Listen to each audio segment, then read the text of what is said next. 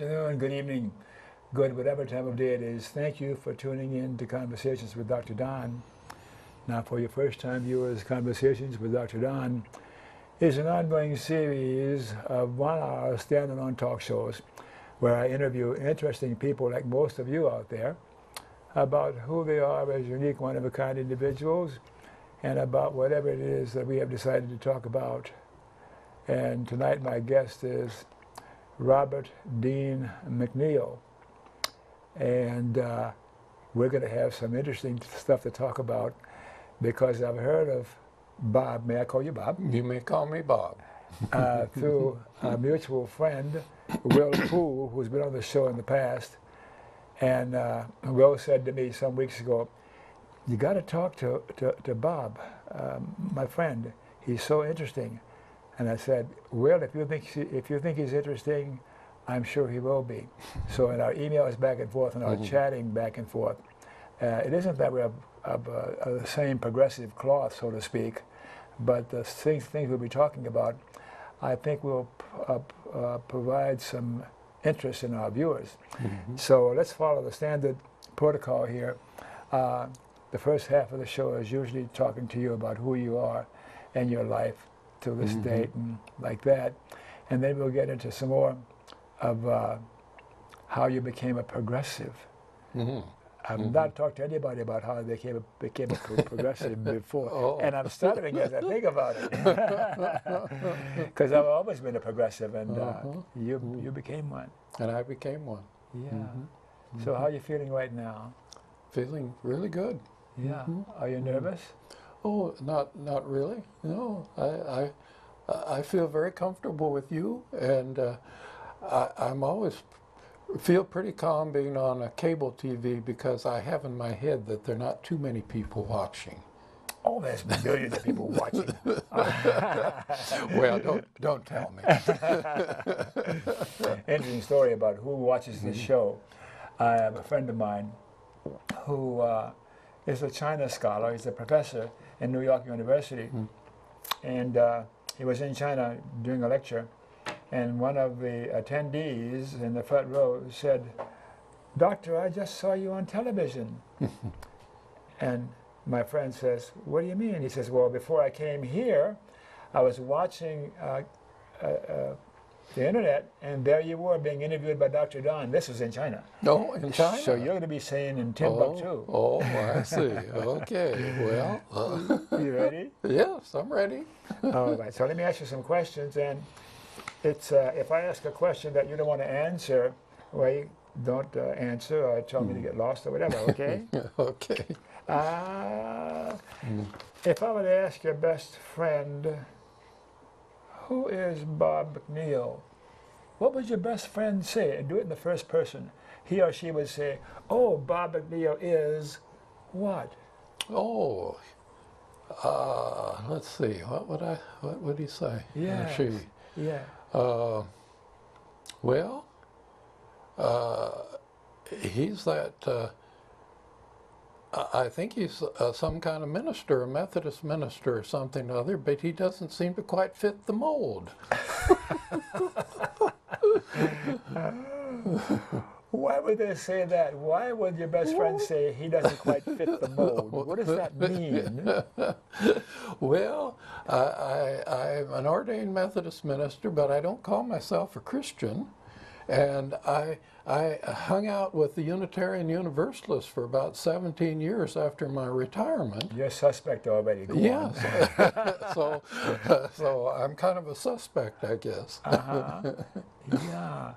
And a little I've heard about you so far, there'll be more interesting information you'll give me that gives us more understanding about how it is you see yourself that way. And when and where were you born? I was born in Winnebago, Minnesota. Oh. Yeah. I lived in Minnesota for 5 years, and then I'll tell you as we go along how I ended up in Iowa growing up. So Iowa was really kind of my home state that I went to school and grew up there and all. Yeah. So when was this? When were you born? Do you remember? Yeah. Well, I don't remember quite what happened that day, but I was born on June the 12th, 1933. And very interestingly, that was the year that Roosevelt became president and repealed prohibition. And you know, my folks and particularly my dad, but they thought they called him the beer president. Oh, he was an awful man. I have different views on that now. Yeah, so I can see why the title of the show is Becoming a Progressive. So you evolved over the years. Okay. Is there anything significant about your cultural heritage that's worth sharing with the viewers? Or are you just plain old American white bread? Well, European stock, mostly from the British Isles. McNeil, Scotchman. Oh, yes. And we have ancestries from Germany and France and England, and that's pretty much it. I got a question here, and I don't know how to ask it. It's a religious preference. And do we ask you about your religious preference when you were 15 or 30 or now or what? How would you respond to that question? Well, I was born and raised a Methodist, that's for sure. And the Midwestern type, the Northern Methodists, the Southern Methodists were of a little different type than the Northern Methodists. And then through the years, of course, I was an ordained Methodist minister and served churches here in Oregon and Idaho for many years. And then, as I mentioned, I started attending the Unitarian Church quite a little bit after my retirement, and still kept my ties with the Methodists too. And so I kind of consider myself a universalist now. Yes, it sounds like it. I very much appreciate my Methodist heritage, and I've expanded on it a bit over the years. What would be the differences in those two philosophies of religions, the Methodists and the Unitarians? Is any thoughts come to mind about the differences from those two? Well, of course, the Methodists, are supposedly Trinitarian Christians, believe in the Father, Son, and the Holy Ghost. Yeah, and the Unitarians, they just believe God is one. And when I went to Boston, that's where I first became acquainted with the Unitarians, and I was kind of shocked that they didn't believe in the Trinity, But I visited some Unitarian churches there, and I think probably I've been a kind of a closeted Unitarian ever since. But now, one of my favorite radio preachers is Garrison Keillor. Oh, yes. I love to listen to Garrison Keillor. Yes. And he was always making fun of the Lutherans and the Unitarians and the Methodists and all. And one of the things I remember him saying is, the Methodists are just Unitarians pretending to be Christians. So maybe there isn't much difference between Unitarians and Methodists. Now, I see myself as a skeptic, and some would say an atheist, but that's a pejorative. Atheist, I might entertain that label. But you talked about the Unitarians believing in God, and the Methodists and other Christians believing in the Trinity. And what would you say about people like myself who are skeptics and not sure about whether there is even one God? What do you say to me? Well, I'm kind of with you. What are we going to fight about? I've always wondered. At the college, I wrote a paper about that. I'm kind of, I'm kind of skeptical when they say there's only one way to God. You have to be a Catholic or be a Protestant or this or that, and or you have to believe certain doctrines or in order to go to heaven and that sort of thing. And I've been very skeptical of a God that shuts other people out that are good and wonderful people. One person I've always thought greatly of would be Gandhi, and Gandhi probably would have become a Christian if it hadn't been for the way he saw Christian people living in South Africa when he went there. And I'm sure if there's an afterlife that Gandhi would be just as much there as anybody that professed to be a Christian. And so that's I'm kind of skeptical about some of these things that people are so rigid about as far as doctrine is concerned. And I'm always asking questions and seeking, and I appreciate the biblical scholars now that are with the Jesus Seminar and so forth that are looking at what really happened in the first century in Palestine and who this man Jesus really was and all of that. Yeah. What comes to mind now is earlier before the show started, I mentioned that I was a humanist minister, and as I recall, you were talking about a few people you had met in the past who had spent $25 and became ministers and did the ritual that persons of the cloth usually do. And I was a little troubled with that because I didn't spend $25. I had to jump through a whole bunch of hoops to be recognized by the Humanist Society, which is a national organization, to be qualified in their eyes to be a humanist minister, a minister of the cloth. And it still didn't change my views about whether there is a God or there isn't a God, or a Trinity, and whether or not there's a hereafter or a heaven. I just like to think that I'm going to behave lovingly now, not just in case there is, but because it feels good. It's the right thing to behave kindly toward other people. I like your 3 slogans that you have: be friendly, be kind, be charitable. That sums it all up. And even a further reduction. But Mama used to say when I was a little boy in the Depression, Don, just be nice. Just be nice. Nice. Yeah, it's just as simple as that. Before the break time, we're going to do a kumbaya, you and I, right? Oh, oh boy. I'm enjoying you so far. Yeah. Let's continue on. And your formal education, will you make a few comments about that? Yes. Well, as I mentioned, I was born in Minnesota and then I moved to Iowa. And I went all through 12 years of school in a little small town school, grade school, high school, all in the same building. In the same building? Yeah, there were 100 in the high school, the 4-year high school. There were 18 in my graduating class. And then I went on from there to a Methodist college, Iowa Wesleyan College, in Mount Pleasant, Iowa. Spent 4 years there. Very much, I really appreciated one professor there, particularly Dr. Lee Underhill. He was our philosophy professor, and and religion, had religion classes that he taught. But I took Introduction to Philosophy my freshman year, and there were juniors and seniors in the class. I didn't know what these people were talking about. And so I went and talked to Lee, who I'd become very close to him. And Lee says, Bob, they don't know what they're talking about either. I ended up getting an A in the class. And I consider myself a philosopher now.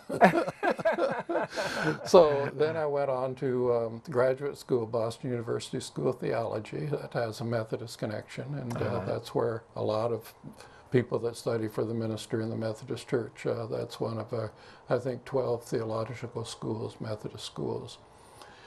And so that was quite a life-changing experience for me to get to Boston and experience all the cultural experience of living in Boston. And I went by myself the first year. I was already engaged to my wife that I met at Iowa Wesleyan. And she taught school in Iowa, a little country, little small high school there. Well, in fact, she had the whole home ec and music department for the whole school. And so the second year, she came and joined me in Boston, and we had first 2 years of married life there in Boston. And so she helped hubby school.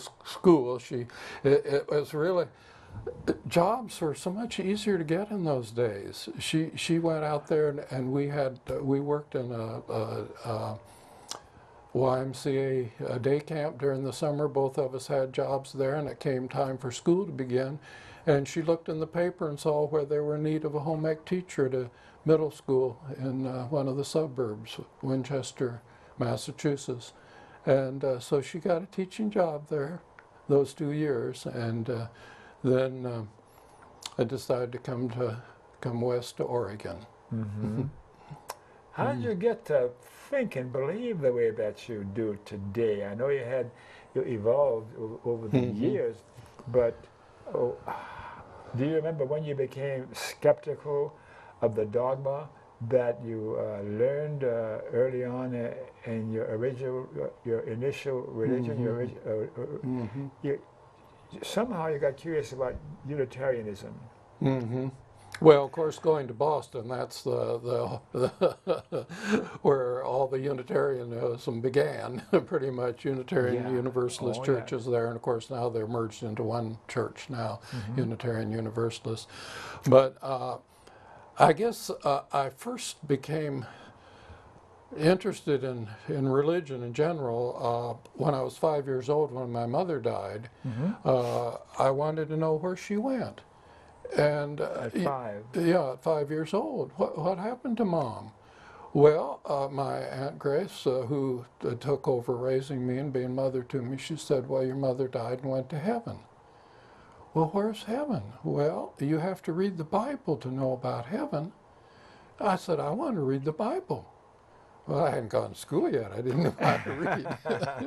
So she started reading Herbert's Bible stories to me. And, you know, I knew all the Bible stories and really excelled in Sunday school. I knew all the answers to all about Jonah and the whale and Noah and the ark and Adam and Eve and all that sort of stuff. Well, a couple of years ago, I went back and read that book through again. And I'm amazed that I became a Christian, let alone a minister. My goodness, there's all that war and violence and a tribal god that wanted to kill all the other people, and it's awful stuff to read.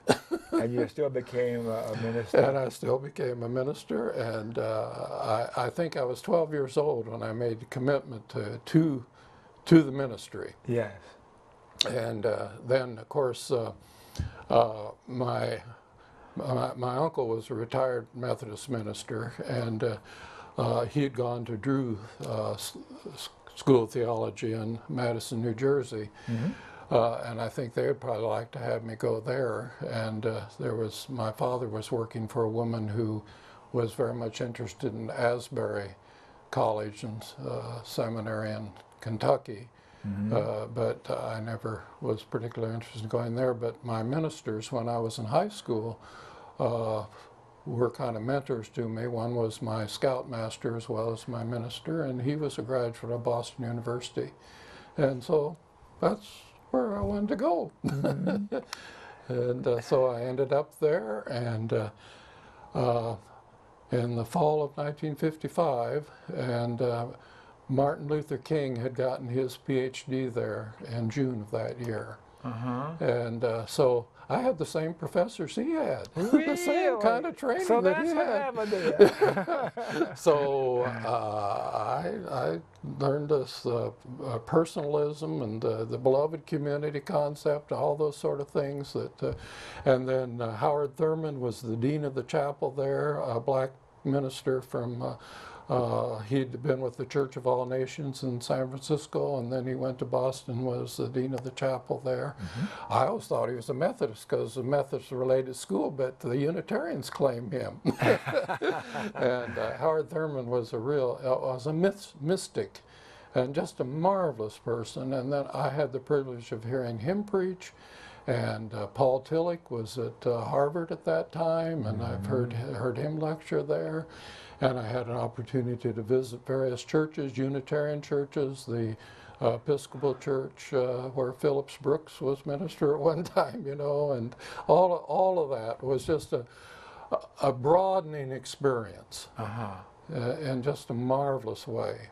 So in your broadening experience and your religious belief and your philosophy and those kinds of things, you evolved in Unitarians, and is your next step to become a humanist?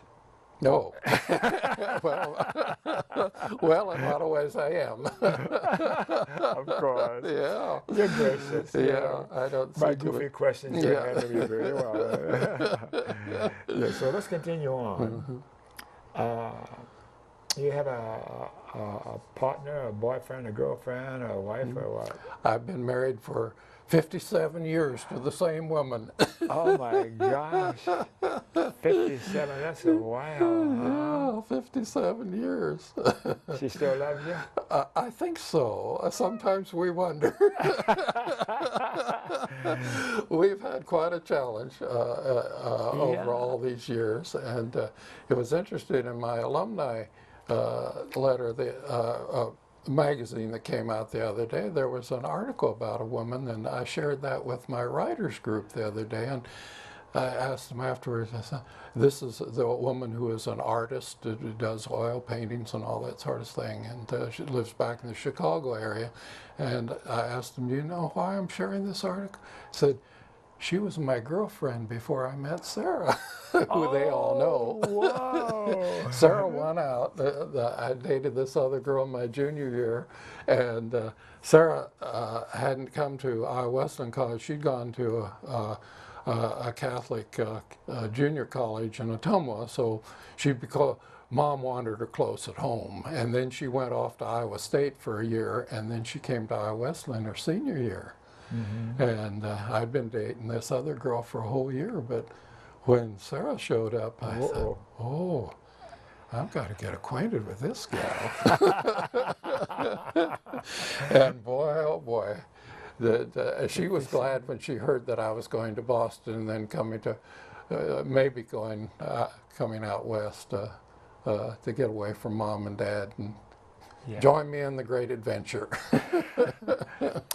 How about children? You have children? Yes, we have 3 adult children. I guess they're almost senior adults now because the youngest one's 50 years old. Yeah. Our daughter, Roseanne, and then we have 2 sons, Kevin and Merrill, and they all live here in the Portland area presently, although Roseanne is a home health care administrator, and she's lived in Southern California and South Carolina and Hawaii and all over the place, and she's anybody out there that wants to hire a home health care administrator, she's looking for other work right now because she has been taking care of her nieces. Let's see, we have the 3 adult children, then we have 2 granddaughters that are young adults now, and one of them is the mother of our great-granddaughters who are twins, Nevaeh and Layla, and they're 4 years old. Identical?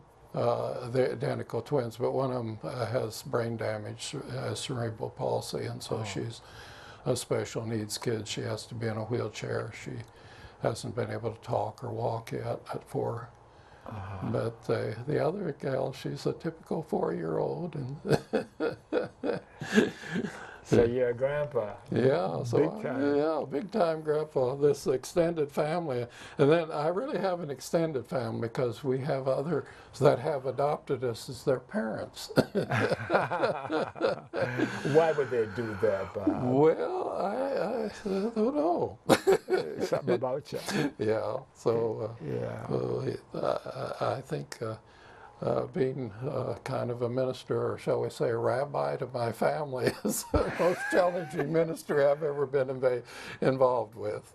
Yeah, interesting. You are indeed interesting. On the political continuum, I'm obliged to ask this question of what the answer is. Where do you see yourself, the left or right or the center, or what, generally speaking? Well, let's put it this way. There was a fellow came to our writing group a couple of years ago, and he said, now my children think that I'm to the right of the John Birch Society. And I said, well, I'm to the left of Barack Obama. So that probably sums it up pretty well. Okay, that answers it, yeah. How about memberships in political, social, or civic organizations? Do you have any memberships that are worth mentioning to the viewers? Well, let's see. I don't belong to any fraternal organizations. I was a member of a fraternity when I was in college, but they only accepted Caucasians, and so I dropped my membership a number of years later in that organization because I just feel that we need to be more inclusive. How did you get to think and believe the way that you do? You're rather unique and so grounded, and yet you sound so plain and unpretentious and ordinary. Well, and there's a depth to you, if I may. Well, thank you. I'm just a very ordinary person trying to figure things out. My Aunt Grace one time, she took a piece of blank paper and she drew a great big question mark on it. She says, "Robert, that's you." And it stuck. And I'm still asking questions, and I'm still very much concerned. When our first congregation was in Vail, Oregon. I was there from 1958 to 1964, and there was only one black family in town, and the mother of the little boy and girl got in a fight with another woman in a bar in Ontario and was murdered. And so here these two were with a dad that wasn't able to take care of them. And so the girl came to live with us, and the boy came to live with one of the members of our congregation. So we were an integrated family. How long was the boy with you? Well, the girl lived with us, and the boy was. Yeah. Well, she was with us while we were in Vail, and then we went to Kimberly, Idaho, and it was decided that since her dad still lived in Vail that she probably should stay with another family there. And so we went on, and we were 3 years in Kimberly. We brought her over to visit us one time in Kimberly, and one of the families came from very strong Southern tradition and everything, and Sure. very upset that we had a black person in our family. Then we moved to Baker, and she came and lived with us again for a while there. And then we've lost track of her, and her brother too. We don't know where they are now. And then our granddaughters are half Mexican, so we have an integrated family now. And I can't understand why churches aren't more integrated. Why are churches they say Sunday morning is the most segregated hour in America. And I found, even among the Unitarians, I don't see really a great racial mix. Yeah. And I think that's sad. Certainly it is. Martin Luther King had the dream of little black children and white children play, as they do when they're little, before they're, like in the place, the South Pacific, children have to be taught to hate. Yeah. And I just think that's so wrong. It just breaks my heart the way we are still racially segregated and prejudiced in so many ways in our society. And I would just wish we could break through that somehow. We need another hour to talk about that some more. I'm not sure we'd end up with any new thoughts, but it'd be interesting to explore it with you because you're a creative thinker and you have a heart. Let me continue on because you're going to yell at me if we don't take a break. I'm not going to break just yet. Any persons from the past or alive today that you particularly admired or admire or looked up to? Any names come to mind? You mentioned Gandhi. Yes, Gandhi. I've always had a great deal of admiration for. Nelson Mandela, another person I admire a great deal. Let's see. You mentioned Martin Luther King. Martin Luther King, definitely. Very definitely. Had so much admiration for him. And then I mentioned this Dr. Lee Underhill that was a professor when I was in college, and then the professors I had at Boston. My older cousin, my aunt and uncle had adopted a twin boy and girl, and George went into the military he was a medic in the Navy during World War II. And so I wanted to be a chaplain in the Navy. And when I went off to Boston, and the professors there influenced me to become a pacifist. And I've been pretty much one ever since. Okay. And, but some of the professors there really, I admired them out. And I've mentioned Howard Thurman and, of course, Paul Tillich, and that was at Harvard. And then some of the Edwin Prince Booth that taught our church history. And let's see, there was another professor that talked to us, and this gives me a whole concept of the Bible we can talk about. He said Christians should tear the back cover off their Bibles and walk around with the back cover tore off to let people know that the Revelation isn't closed. So we're going to take a break now because it's been so delightful talking with you so far. But let's take a break now for a few minutes. The mics are going to be off, and then we'll come back on and resume with the second half of the show.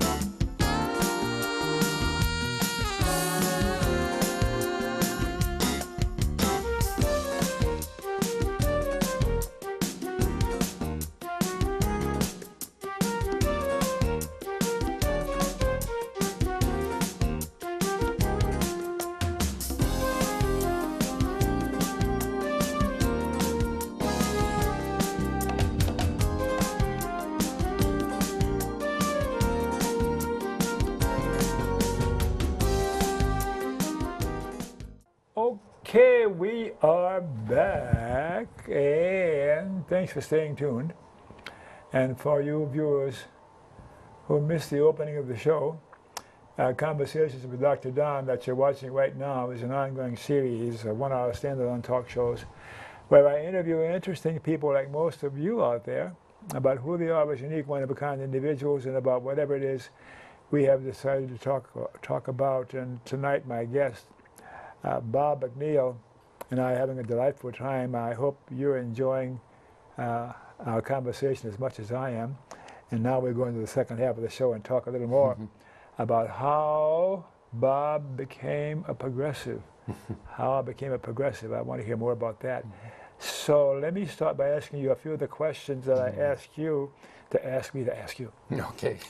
You're a retired United Methodist minister now. You're retired for 18 years? Yeah, I believe 18 years now. Long time. I'm getting to be up there in years. What is ministry? What is ministry? What does that mean? Well, of course, professionally, as somebody that's had an ordination to perform religious ceremonies and to preach the gospel and to minister to the sick and the dying and to do funerals and weddings and that sort of thing. But in a larger sense, ministry is something, when we ask who is the minister at the church, the answer should be all of us. Ministry. Do you feel you are still in ministry? I feel that I'm still in ministry, yeah. The minister at the church I'm attending now said something to me that has been going over and over in my mind, because these younger ministers are talking about the emerging church. Well, I say all these little neighborhood churches are dying. In fact, some of them they've closed, and some of them only have 30 or 40 people attending, and they're elderly people. And how's the church? They say there's an emerging church that's coming along. And so this minister said to me, I'm not concerned whether the church survives. I just want to make sure the ministry survives. Yeah. And that's really something that I've been milling over and over. There's a lot of ministry that's going on, of people that are being kind to others, working on reconciliation of people with racial differences, working on war and peace issues, peace among, peace in the family, peace in the nation, peace in the world. Yeah. And that's ministry. And there are a lot of people that maybe claim to be, maybe they're agnostics or atheists, or like you say, you're a skeptic, you know, that are doing ministry. This program is a ministry. What Portland Community Media does is ministry. Free Speech TV with Amy Goodman, that's ministry. Yeah. Tavis Smiley with his here. I've all these years since I left Boston, I've missed Howard Thurman and having a black preacher preach to me. Well, I can hear Tavis 4 or 5 nights a week, and he's doing ministry, wonderful ministry. Yeah. And I just. It's so important that the caring for other human beings continues, whether it's in an institutional, organized religion as we know today, or something different. I can't think of how we're going to transition into talking about your book. So let's just interrupt what's going on now and talk about the book that you wrote. Clarence Darrow's Unlikely Friend, Clarence True Wilson, debaters but always friends, who will, this is for sale? Mm-hmm. Yeah, it's available at Powell's Bookstore. At Powell's, I think locally. They have copies at the library, and you can order it online. How can you order it online? Well, go to Amazon.com and Amazon.com. You viewers out there got that? Yeah. And I didn't do the entire thing. I've been so terribly busy. But I read enough of it to get an idea of what's going on with it. And what a life you've led. My gosh. But anyhow, let's continue on, okay? Yeah. Well, that's a part of how I have become a progressive, too, is the influence of Clarence Darrow. And the fact that a Methodist minister who was a prohibition advocate, a temperance advocate, a rather conservative Methodist minister, came to appreciate a man like Darrow, and they became best friends. And so I've been ministered to through doing this book. And Clarence Jim Wilson, the prohibition advocate, he's the father of Mary Beth Collins of the Collins Foundation. Wonderful, wonderful woman that I got acquainted with when I was associate at First United Methodist Church. And she was so pleased that somebody was going to write a biography about her father. And it's our book we did together, because she gave me letters that Darrow and Wilson had written to each other and helped me through the whole thing. Her father built the Methodist building in Washington, D.C. to promote prohibition. And Darrow would tease him about it. He said, "You've got it right here between the train station and the Capitol building, so you can smell the breath of the the congressman," as they and over the years, I've when I was growing up, the sins were smoking, drinking, gambling, going to movies on Sunday, things like that. I broadened out and learned out that how you treat people of other races is a moral issue, and how you treat the poor, and it's broadened me out so much. And I spent 13 years doing work with drug addicts and alcoholics, and that's ministry. Of course. And I've been involved in 12-step work with Al-Anon, and I've sometimes said that for my own personal spiritual development, if I had to choose between organized religion and the 12-step programs, I'd take the 12-step programs for my own personal enrichment. And so that's a part of how I became a progressive. And then another thing that happened, Jim Wallace, editor of the Sojourner magazine in Washington, D.C., he's been around for 25, 30 years or something like that. And so he wrote, he had an article in the Sojourner magazine about Charles Jordan, who started the Koinonia farm community near Americus, Georgia. And so I like to do biographical sermons. People used to say, well, you're not preaching from the Bible. Well, the man's life is the Bible message. You know? And so I preached a sermon about Clarence Jordan, and I said, and I made the mistake of sending a copy to his widow. So she got me in touch with Millard Fuller, who'd started the Habitat for Humanity projects. And we started the first Habitat project on the West Coast here in Portland, Oregon, with some help from people from First United Methodist and several other churches, First Congregational Church and others here in Portland. And now look what an organization it is. Yeah. It's just, I'm amazed when I go to annual meetings and there are several hundred people. There are thousands of people involved, not only churches, but social service organizations and that sort of thing. And so that's been a part of the ministry that I've been a part of. When I came to Oregon, I wanted to be an evangelist. I heard it was the most unchurched state in the Union.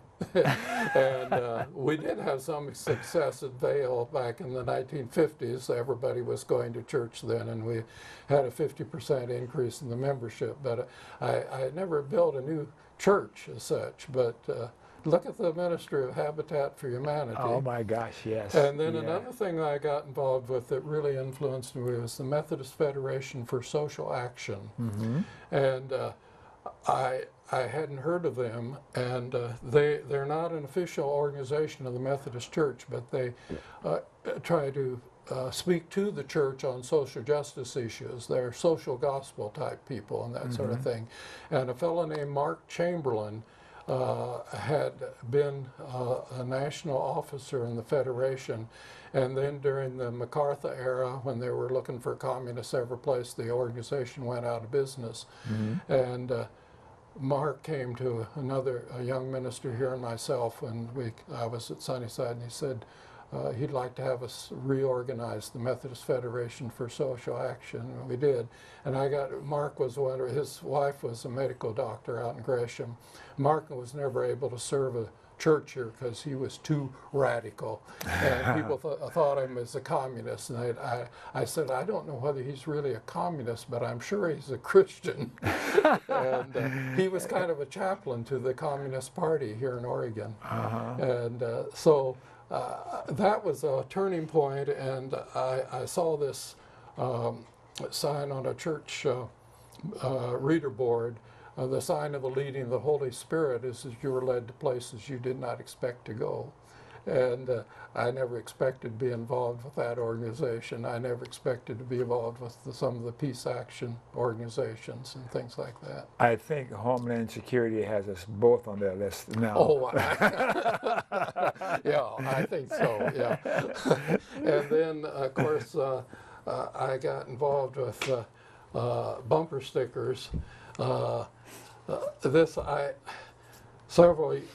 or 5 years ago, I attended a seminar, and this is a professor from Claremont Seminary in Southern California, and he says, everyone who thinks seriously about life is a theologian. Yeah, Ignacio Catuera. Right, yeah, and so I thought, well, I guess I'm a theologian, or I'd prefer to say philosopher because that's more inclusive. Yes. You know, so I'm a bumper sticker philosopher, and here's another one for you to look at. All right. And God bless all people with no exceptions. Does she really bless all peoples? Yeah, I think she does. One more of yours. I'm going to show you one of mine. All right? Okay, and then, of course, this comes from Thomas Paine. My country is the world. My religion is to do good. Yeah. Yes. Yeah. Okay, my turn. Yeah, okay. That's it. Comparing notes that way. This is one. I've got a collection of about 50 of these. Oh, yes. And this is, I go out in the public with this, and they have a good time to get people's reaction. America is to stop terrorism. It's interesting, the different people terrorizing, please, yes. Yeah. And people wonder what that's about, and I tell them, America has a history and a record over the past 50 years at least of the bases we have in so many countries around the world and the dictators we've supported for so many years. And there's so much apparent evidence that America is terrorizing the rest of the world. And because of the internet and more information about the reality of what's going on in the world is available for ordinary people to see, then people are recognizing that America is a terrorist nation. So, and then people are responding to being terrorized by terrorizing back. We'd better pay close attention to why they don't like America. What if we weren't on the Homeland Security's list? We are now. Yeah. But let me give you one more before and the other 9/11, you know, was in 1973 in Allende. In Chile. Yes. Yeah, and we were behind that. We wanted to get rid of that dictator. Pinochet. Or that elected, I mean the elected president we wanted to get rid of, and the dictator came in. You were a supporter of Pinochet, were you? No. No.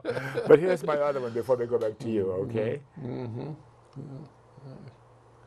Here's ambitions, please, yeah. And it's surprising the responses I get from this.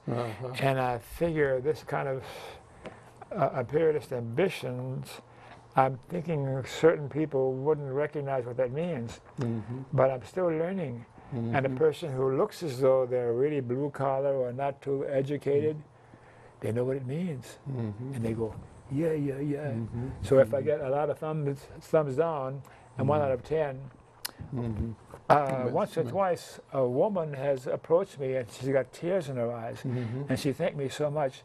And now and then there's someone who says, what good is that going to do, holding up a sign? And my response is, it always starts with 1 or 2 here or there. Yeah. And if no one had started with a sign or protesting, we wouldn't have had women's suffrage and civil rights and those kinds of things.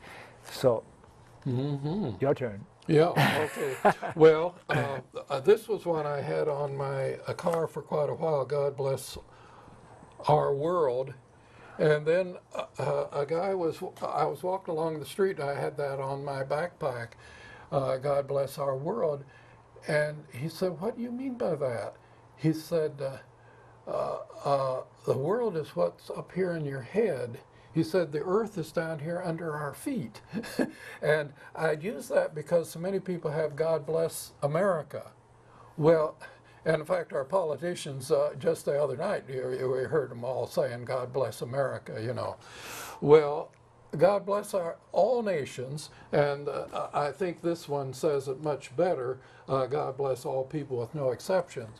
So I have that on my car now. I wish more people would have bumper stickers on their car. Now, some people have a couple dozen of them, and if my wife would let me, I'd probably have a whole bunch of them on. No. But what I do, I have that one bumper sticker in my rear mirror, window, I mean, my rear window. And then the other one is to invite people to my neighborhood church, Cherry Park United Methodist Church. And, you know, evangelism is just one beggar telling another where the food is.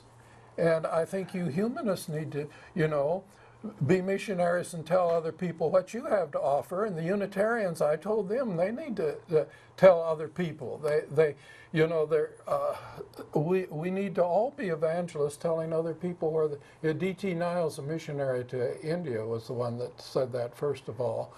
And when I'm enriched by a 12-step meeting or by a church fellowship I'm involved with or some other organization. Now, the Stand for Peace group that's over at the Lloyd Center at 13th and Multnomah, I was Here in Portland. here in Portland, and I was involved with that for about 4 or 5 years. I'm not going there, or mostly I'm staying right in my own neighborhood now. My little 4-year-old girl's got us going to this little neighborhood church, and Brian Wilson, you need to interview him on one of your programs if you haven't already. He wrote the book Blood on the Tracks. He's a Vietnam veteran, but he lost his legs, but not in Vietnam. He lost his legs down in Concord, California, protesting the shipments of armaments that were going to Central America. Yes, I thought I and he recognized lives the name. over near Reed College here in Portland.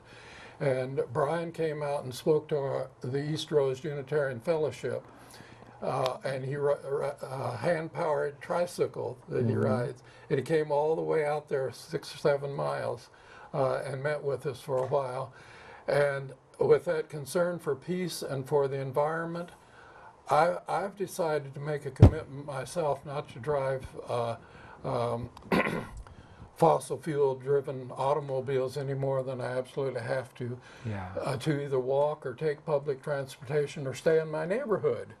And so I decided I've got a church within a mile, within walking distance of my house. And so that's where I go for my spiritual enrichment now. And I'd like others to come there too. And it's working. Yeah, one of my, and this, I want to give this to you. This is year 26 of Daily Thinkables, and so that's a copy for you. So, Thank you.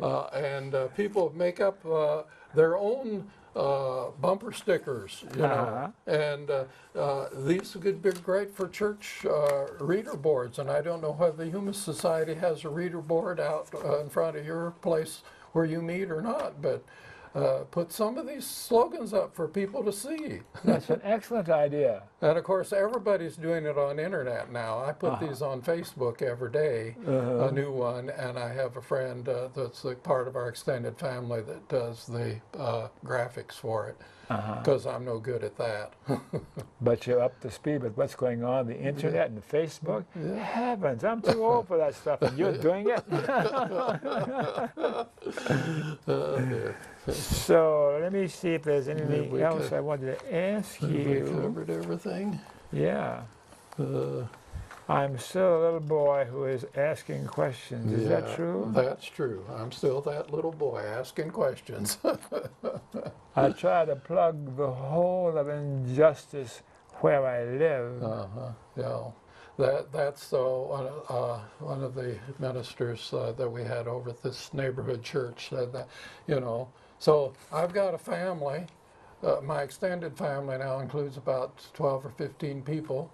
And then our neighborhood, our homeowner association, we have 8 units there. There are 14 people living there. And that's where I need to be in ministry too. And my writer support group at East Portland Community Center, we meet on Tuesday mornings at 10 o'clock. And there's about a dozen of us that meet there weekly. And I'm in ministry there too. And you don't have to be in a church building to be in ministry. And in fact, we'd better be a little more in ministry at home with our families than usually we are. Sometimes, you know, my wife can get pretty disgusted with me when I'm kind of mean-spirited, and you know, I need to back off of that and remember that I'm in ministry there as much as when I'm standing in the pulpit some church someplace. We need another 3 hours, but we're going to have to wind down because they're going to yell at me. So let's get ready to say goodnight. Before we say goodnight, I also want to thank my wonderful crew and the people here at Portland Community Media where we're producing this show. And I want to thank viewers in other parts of the country. That's where you're watching. Thank you for watching. Oh, some public service announcements. To watch my shows on the web, Google Don Baham YouTube. There's hundreds of shows there over the years. All kinds of people I've interviewed. Go to that. And next PSA, please, the ACLU, the American Civil Liberties Union. Without the ACLU, I think our civil liberties would be all gone. go to that website and learn more about the ACLU. And next, Mr. E, we got to end corporate personhood. When the Supreme Court decided that corporations were persons and money is speech, our country was going down the tubes doubly fast. So we got to amend the Constitution to say that corporations are not persons and money isn't speech. Next one, Mr. E, humanist and humanism. I talked about the fact that I'm a humanist. And let me slow down a bit and learn more about the American Humanist Association and about what humanism. The Alliance for Democracy, that's one of my favorite local organizations. It's a national organization too, where the members work on political and social issues that we can do something about nowadays. They work very hard, a wonderful group of people to work with. And the national website and the Portland website are on the screen. Take that down. Populist Dialogues, my friend David Delk, who's with the Portland Alliance for Democracy, does the Populist Dialogues every week, and go to his website and click on AFD videos and learn about what he's about. And remember KFC, not Kentucky Fried Chicken, Dr. Don's KFC. Kind, friendly, and charitable. Be kind, be friendly, and be charitable. To you too. And you too. And you too. And you too. And you too, Mike. And you too, Mr. E. And you too, Roger. Thanks again for watching, and good night.